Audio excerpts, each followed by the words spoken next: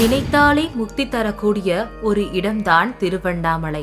ஒவ்வொரு பௌர்ணமி அன்றும் ஏராளமான பக்தர்கள் கிரிவலம் வருவது வழக்கம்.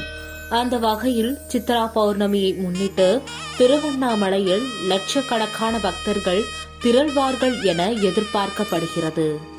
இந்த சித்ரா பௌர்ணமியை முன்னிட்டு வெளி மாவட்டங்கள் ஆந்திரா, தெலுங்கானா, கேரளா, கர்நாடகா உள்ளிட்ட வெளி மாநில பக்தர்கள் என சுமார் 25 லட்சத்துக்கும் மேற்பட்டோர் கிரிவலம் வருவார்கள் என நிர்வாகம் எதிர்பார்த்து உள்ள நிலையில், கிரிவலம் வரும் பக்தர்களுக்கு தேவையான அடிப்படை வசதிகள் குறித்து கிரிவல பாதை மற்றும் அண்ணாமலையார் கோவில் ஆகிய பகுதிகளில் மாவட்ட ஆட்சியர் தர்பாகராஜ் இன்று காலை நேரில் ஆய்வு மேற்கொண்டார்.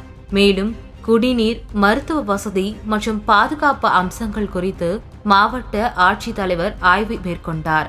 கோவில் வளாகத்தில் 8 மருத்துவ குழுக்கள் மருத்துவ மற்றும் மக்கள் நல்வாழ்வுத்துறையின் சார்பிலும் பக்தர்களுக்கு மேற்கொள்ளப்பட வேண்டிய தகவல் குறித்தும் கேட்டறிந்தார். மேலும் மாநகராட்சியின் சார்பில் துப்புரவு பணியில் ஈடுபடும் தூய்மை பணியாளர்களையும் காவல் பணியில் ஈடுபடும் காவலர்களுக்கு தேவையான வசதிகள் இருக்கிறதா என்பதை ஆட்சியர் ஆய்வு மேற்கொண்டார்.